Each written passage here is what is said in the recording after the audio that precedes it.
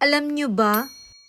Alam nyo ba na ganito minsan dito sa bahay ang dami-daming pagkain? Yung tipong yung pagkain namin umaabot ng 3 days to 5 days sa sobrang dami. At sa sobrang dami nga minsan, syempre nagsishare din naman kami. Pero syempre may mga araw din naman na halos wala kaming makain. Pagdating sa mga bills naman namin, may mga buwan na on time naman kami magbayad. At may mga buwan din naman na hindi kami nakakabayad. Kaya naman inuunti-unti naming binabayaran yung mga bills namin. At totoo, may mga araw din naman na marami kaming pera. At may mga araw din naman na kinakapos na kung saan minsan ay napapautang din. Syempre kapag may sobra ay nagsishare din naman kami sa iba at sa mga magulang namin. Syempre may mga araw din naman na kami din naman yung nanguutang. Na-share ko lang naman to dahil nakarelate lang naman ako kay Mami Hyde. So yun, totoo, bilog talaga ang mundo. Na ang buhay natin ay hindi palaging nasa ibabaw. At para nga tumatag tayo sa buhay ay kailangan din nating dumaan sa ilalim. Kaya naman kung ikaw nasasabi mo na ang buhay ay unfair, huwag mong sabihin yun dahil ang buhay ay fair. Lahat tayo ay dumadaan sa ilalim pero pag nalagpasan natin yung ilalim ay napupunta din naman tayo sa itaas. Pero yun nga lang, may mga taong pag nandun na sa taas, ang alam nila ay nalamangan nila ang kanilang kapwa. Pero kung ikaw na nanonood ngayon ay nasa ibabaw, huwag kang manlumo dahil umiikot ang mundo, bilog ang mundo, hindi palaging nasa ibaba ka. Kumapit ka lang at manalangin dahil habang ginigising ka ni Lord sa tuwing umaga, ibig sabihin palaging may pag-asa. Kaya naman, thank you so much Lord sa lahat ng blessings at naway pati yung nanonood nito ay i-bless mo rin.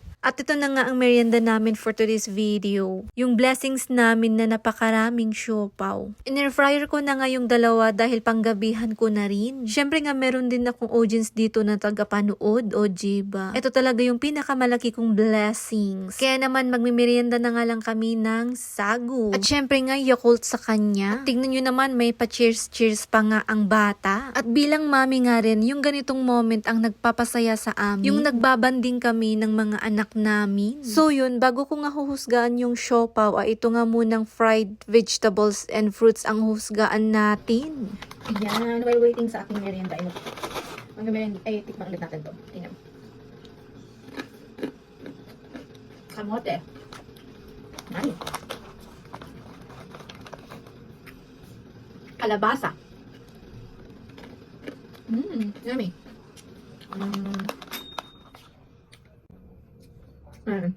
Kamote. Crunchy. At yun, diba? Ang perfect ng pagkaano ko, air fryer. Yan. Air fryer ng Casavilla. Oh, ang ganda. Yummy ah. So, husganaan na natin. Let's eat. I don't know what is this. Asado, bola-bola. Ano ko yung pinagbibili ni Daddy? So, yan. It's crunchy. Nako. So, there. Yun ang laman. Parang ano siya. Karne. Asado ito. Harap.